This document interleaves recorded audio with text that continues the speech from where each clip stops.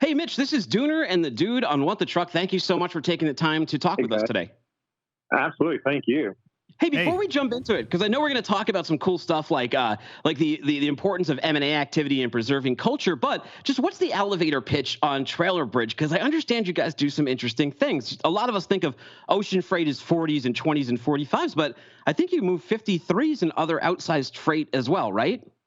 We do. We do. So, Trailer Bridge, asset-based logistics company, but the core of what we do is move 53-foot containers between Jacksonville, Florida, to Puerto Rico, Dominican Republic, and the Virgin Islands on our own equipment. It was started by Malcolm McLean back in 1992, the grandfather of containerization, and we just expanded it out into the U.S., other parts of the U.S., and into Mexico Wow. with our logistics. Your company seems like a great place to work. In fact, so much so that Jacksonville Business Journal's #1 award it was in Best Place to Work in 2020 for your company, just weeks after being named Best Workplace by Inc. magazine. Congratulations! But how and why were you bestowed those honors? Honestly, it just comes down to taking care of your people. It's when you treat your people with kindness and love, they will give back so much to you. And so when these magazines and periodicals come out with these questionnaires, we just say fill it out and be honest. Just be 100% truthful. And they do that, and I think it's a result of having an amazing team, an amazing leadership, and just genuinely caring for your team.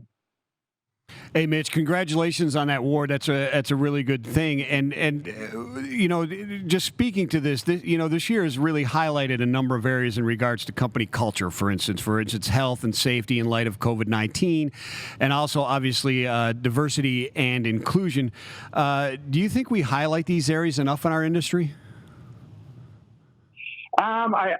It's difficult, right? Because I think our industry can be fairly segmented at times. And so I think that we do need to spend a little more time with this, especially when you go through the events we've gone through over the last 3 or 4 months. If your people don't trust you and you don't trust them, it's very difficult to work through this. I mean, imagine all these people working from home. If there's not a level of trust in between you, the leadership and the people, how can you drive out of this and be stronger on the backside of this than you were on the front side of this? And I think it's culture is, we talk a lot more about it the last few years than we haven't ever before. And I think it's a cornerstone of any successful company. And we're seeing it now. And we're seeing it in companies that are out there that have a stronger culture amongst their employees, whether you're 10 employees or 5,000 employees, you're seeing them thrive right now, where those that don't is slowly falling apart. Hey, and we're seeing it right now in the comment section. So we have a lot of different guests on here, but Team TB has showed up strong. Eric Mizzotti says Trailer Bridge. Melissa Morrison, TB strong. Laura Johnson, make it happen. Matthew Lewis, TB strong. Who else we got here? Alan Lucas, TB making it strong. Edgar Perez Torres. Indy Bowman, TB strong. Savannah Marshall, TB strong. Samantha Gularico, TB strong. Ann Jones, TB strong, man. We have a lot of guests on here, but I think you've topped everybody in terms of just workforce getting active in the comments. Yeah, they do. They knew this was coming up, and I think it just goes to show that how much they care about me, because they know how much I care about them. They want to listen and see, I don't know, maybe see what mistake or what I might come out of my mouth sometimes. But we have bi-weekly town halls that we get everybody on the same call. We used to do it in person, now we do it over Zoom. So they're used to hearing me, and so I think they just want to. Very supportive. Right? It's my work family, and they know how much I love them. Well, and they're saying, yeah, TB, Charlie Sanchez, TB strong. We are the best. They're saying they haven't worked a day in their lives. There's so many in here. We could just spend the whole thing reading names. But one of the things we want to talk about is focusing on growth, something Trailer Bridge has done well, and it's great. But how do you identify, in light of safety, inclusion, diversity, culture, all these things, how do you identify partners to merge with and acquisitions to make that blood transfusion work? I think part of the initial of any acquisition or merger, you look at the financials, right? So you have to see if there's an opportunity there. But I think when people get really stuck on the financials, if they're really good, instead of saying, okay, these are good, let's take the next step. And part of due diligence really should be understanding the culture. Does the culture of the organization you're looking for a merger or acquire, will it fit in with yours? Because that is, listen, when I see these things fail in the past, it's not really about the financials they fail. They'll speak for themselves. It's really about, why aren't people driving success? Why aren't they holding themselves accountable? Why are they not fitting within? And you really have to understand that, look at that, make sure that that's not going to be a huge hurdle in driving success and bringing those people under your umbrella. I mean, it is easy when you have a company that is really struggling, the morale is down. And if you bring them into someone like Trailer Bridge and you talk about number one place to work in Jacksonville, Inc. magazine, number one ocean carrier by logistics management, and you talk about all those things, then they go, wow, I'm kind of excited. But you have to live up to it every single day. You genuinely have to listen to what their needs are, because they're going to be a little bit different from what we traditionally have at Trailer Bridge. So, or any company you're at, you have to listen and make sure you do something about it. Don't just listen and not do anything. Listen and actually act.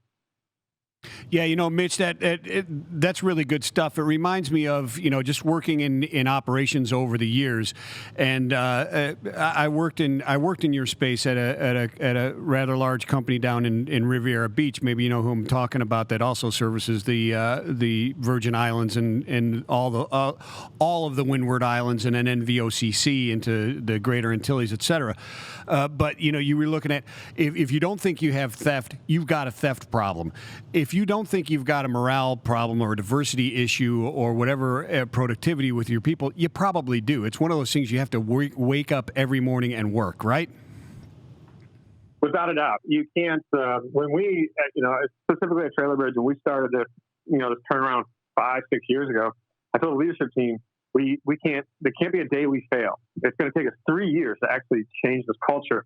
But we fail one day, we don't pay attention one day, it's going to set us all the way back. So you have to do it every single day. You have to your point, whether it's not just about morale and culture, but part of that is the safety of the people, making sure that, if there is stuff, how are you managing that? What protocols you have in place? And all that, you get the best ideas come from the ones that actually do it every day. I see a lot of these companies, they'll put all these plans in place and they'll do it at a very high level, and they don't include those people who are actually physically doing the job every day. And that's something I believe we pride ourselves on. We get their input, and it's so valuable. And we actually put that input into plans, and it makes a big difference. Hey, Mitch, one of the things we've been looking at is the recovery, the freight recovery. We've been looking in Sonar. We've been talking to guests. So let us ask you, do you think we see the square root, the swoosh, the V, the W, the L? Is it a loss? What? I know your seat's a little bit different on the way you guys move cargo, but what do you think? What do you make of it all? We've seen a big spike over the last 2-3 weeks. And that's the biggest question I get. Is this going to remain, or is this just that replenish the supply chain? And I think it's we're not going to see the big drop. I know a lot of people predict this is just a replenish the supply chain. It's going to drop off heavily. I don't think it's going to drop off heavily. It's not going to be where it is in the last couple of weeks, this huge spike. I think we're going to see it tip off a little bit.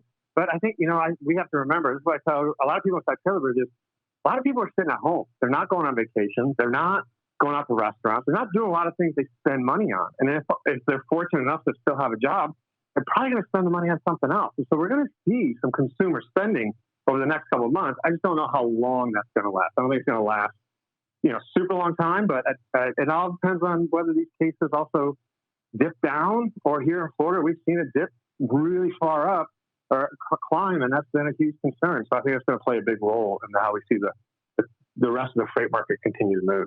Mitch, that's great insight, and you're seeing similar, even though you're moving slightly different cargo than general freight with those spikes and those uptakes. And I have to agree with what you just said. You know what, too? I have to say you travel well. You fill a stadium. You got a ton of people in these comment section that are all like, "We make it happen. Trailer Bridge has changed my life for the best. Love you, Mitch. We're going to book 1,000 loads after this interview. My fam loves Mitch and everyone at TB." Wow. So how do people reach out and learn more and join your family? Listen, you can just go on trailerbridge.com. We have a huge recruiting page. We have a recruiting team. They do an amazing job. And I think if they have an interest in joining, we have offices throughout the U.S. So we have a logistics group that handles a lot of domestic freight. And we also have the ocean business. So if you live in Jacksonville, or you find out one of our locations, whether it's Houston, Chicago, and many more, you find one of those locations and you want to grow in this space, send in your resume and tell us why you make a good fit. Don't just do the resume. Put a cover letter in it. Make it exciting. Make yourself stand out and be different.